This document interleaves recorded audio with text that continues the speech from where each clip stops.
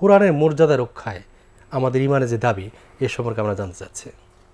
قال الله تعالى في القرآن المجيد إنا نحن نزلنا عليك الذكر وإنا له لحافظون। আল্লাহ তাআলা পবিত্র কোরআন মাজিদে নিজেই বলেছেন তার বাণী, যেহেতু আল্লাহ নিজে স্রষ্টা, অতএব তার বাণী সংরক্ষণ কিভাবে প্রচার কি হবে না হবে সব বিষয়ে আল্লাহ পরিষ্কার করে বলে দিয়েছেন। জি, আল্লাহ যেটা বলেছেন, আমি যে আয়াত তেলাওয়াত করেছি সে আয়াতের মর্মার্থ হলো এই যে আমি এই জিকির, এই কোরআন নাজিল করেছি, এই কোরআন হেফাজতের দায়িত্ব আমার। জি, আল্লাহ তাআলা এই কোরআনকে হেফাজত করবেন। কিভাবে হেফাজত করবেন?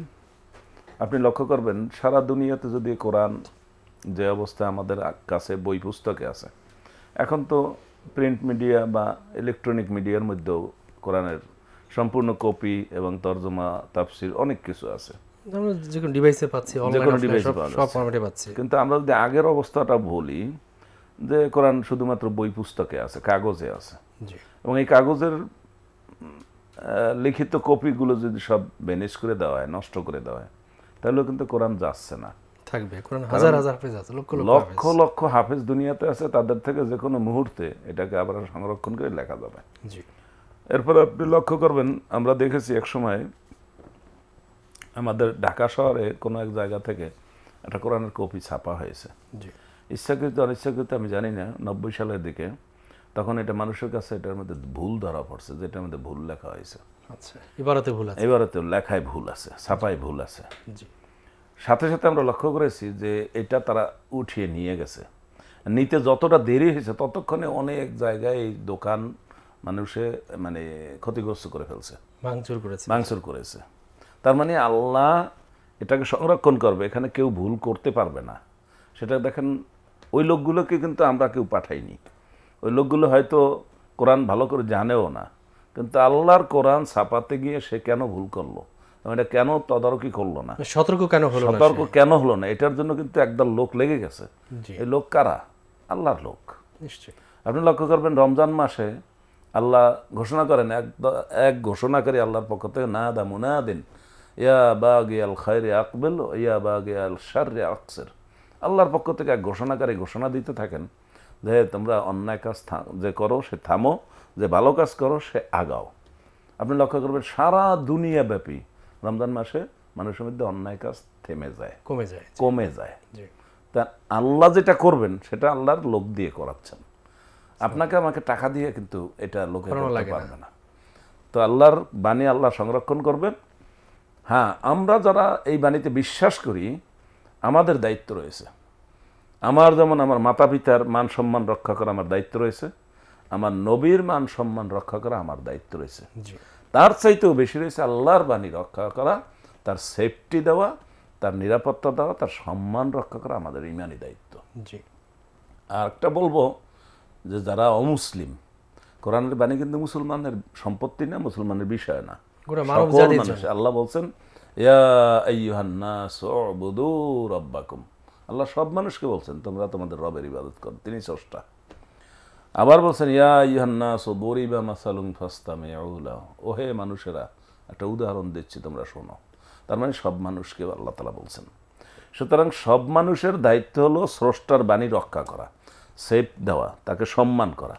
কিন্তু আমরা মাঝে মধ্যেই দেখি কিছু দুষ্ট লোক, কিছু কম জ্ঞানের লোক, তারা এইভাবে এই কাজগুলো করে। কোরআনে সূরা তাওবার মধ্যেও এই কথাটা বলা হয়েছে যে অমুসলিম সে যদি তোমার কাছে নিরাপত্তা চায় তাহলে তুমি তাকে নিরাপত্তা দাও জি, এবং তাকে তার নিরাপদ জায়গায় পৌঁছাইয়ে দাও। কেন? সে আল্লাহর বাণী শোনার সুযোগ হয়তো পেলে সে এটার প্রতি ঈমান আনবে। জি, ওয়াইন আহাদুম মিনাল মুশরিকিন আস্তাজারাকা ফাআজিরহু সুম্মা আবলিগহু মা'মানাহু। এই আয়াতের মধ্যে সূরা তাওবার 6 নম্বর আয়াতে এটা বলা হয়েছে যে তাকে তার নিরাপদ জায়গায় পৌঁছে দাও, কারণ সে আল্লাহর বাণী এখনো শোনার হয়তো সুযোগ পায়নি। সুযোগ পেলে সে হয়তো ঈমানদার হবে। জি, তো যারাই এটাকে অপমান করতে আসে, আসলে সমস্যা হচ্ছে তারা এটাকে হয়তো জানে না, না জেনে বিভিন্নভাবে ভুল তথ্যের ভিত্তিতে তারা এটাকে অপমান করতে আসে। কিন্তু এটার ব্যাপারে রাসূলুল্লাহ সাল্লাল্লাহু আলাইহি ওয়াসাল্লাম কি বলছেন? মান তারাকাহু বিজাব্বারিন কাসামাহুল্লাহ। রাসূলুল্লাহ সাল্লাল্লাহু আলাইহি ওয়াসাল্লাম বলছেন যে এই কোরআন অবজ্ঞার ছলে যে এটাকে বর্জন করবে আল্লাহ তাকে নিশ্চিহ্ন করে দিবেন। আপনি লক্ষ্য করবেন রাসূলুল্লাহ সাল্লাল্লাহু আলাইহি ওয়াসাল্লাম যখন মক্কা বিজয় হলো তখন তিনি বিভিন্ন রাজা বাদশাদের কাছে ঈমানের দাওয়াত দিয়ে চিঠি লিখলেন, কোরআনের কিছু আয়াত লিখে দিলেন। সেই চিঠির মধ্যে 3 ধরনের অবস্থা হয়েছে। কেউ চিঠিটাকে গ্রহণ করেছে, হয়তো রাসূলুল্লাহ সাল্লাল্লাহু আলাইহি ওয়াসাল্লামের দাওয়াতও গ্রহণ করেছে, কেউ চিঠিটাকে ছিঁড়ে ফেলেছে। কিছুদিনের মধ্যে দেখা গেছে তার রাষ্ট্র সব ক্ষমতা এবং তার রাষ্ট্র সব হাতছাড়া হয়ে গেছে। কেউ কেউ কোনো রাষ্ট্রদূতকে এই চিঠি যে নিয়ে গেছে তাকে খুন করেছে, ওই তারও অবস্থা তাই হয়েছে। এটা নগদ। এবং এখনো আপনি দেখবেন সারা দুনিয়াতে মাঝে মধ্যে যারা কিছু লোক দুষ্ট প্রকৃতির এবং তারা ধরা পড়ার পরে বলে যে আসলে মানে পাগল, মানসিক সমস্যা, হ্যাঁ মানসিক সমস্যা, এটা বলে পরে, কিন্তু আগে কিন্তু ঠিকই কাজ করে। তো এই লোকগুলোর কিন্তু পরবর্তীতে কোনো অস্তিত্ব থাকে না। তাকে তার ধর্মের লোকেরাও ঘৃণা করে যে তুমি কেন আর এক ধর্মের পুস্তক কোরআন সেটাকে অবমাননা করতে, তোমার তো কোনো কাজ নাই। তো ইমানের দাবি অনুসারে আমাদেরকে কোরআন সংরক্ষণ করা, হেফাজত করার দায়িত্বটা নিতে হবে।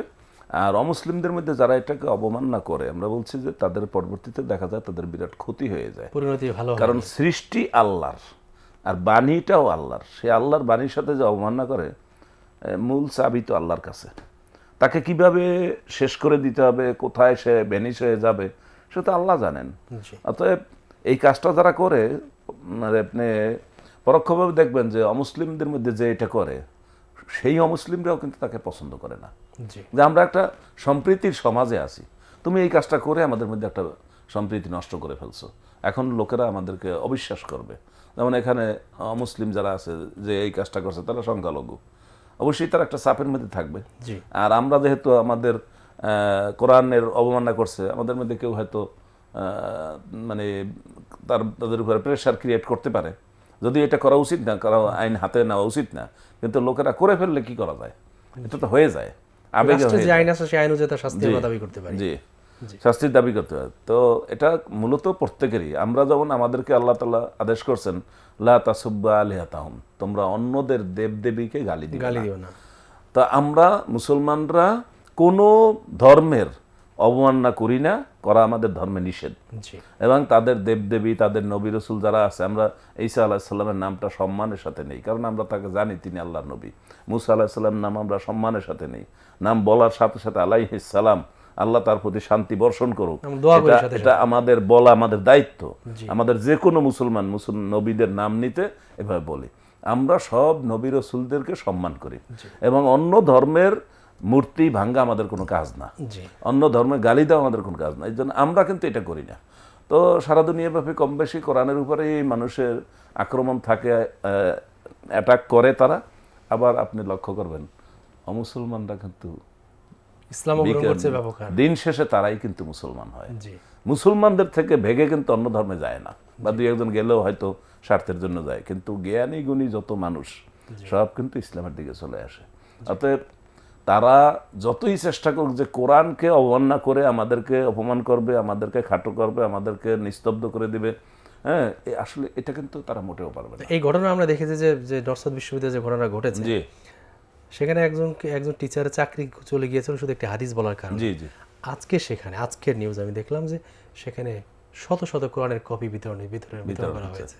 তাহলে থামাই রাখতে হলো না তো, হিতে বিপরীত হলো। আলহামদুলিল্লাহ, এভাবে দিনের বিকাশ ঘটে কোরআন ছড়িয়ে। আপনি আরো একটা লক্ষ্য করবেন, এই যে ফিলিস্তিনে মুসলমানদের উপরে ইসরায়েলিরা যে টর্চারিং করে, অমানবিক। ইতিমধ্যে প্রায় লক্ষাধিক শিশু নারী তাদেরকে হত্যা করছে, তাদের কোনো খাবার পৌঁছে দেয়। এই যে সুমুদ ফ্লোটিলা, এরা যে খাবার পৌঁছানোর মানবাধিকার কর্মীরা পৌঁছানোর চেষ্টা করে, ওরা কোনোভাবে পৌঁছাতে দিবে না। কিন্তু দিন শেষে কি হবে?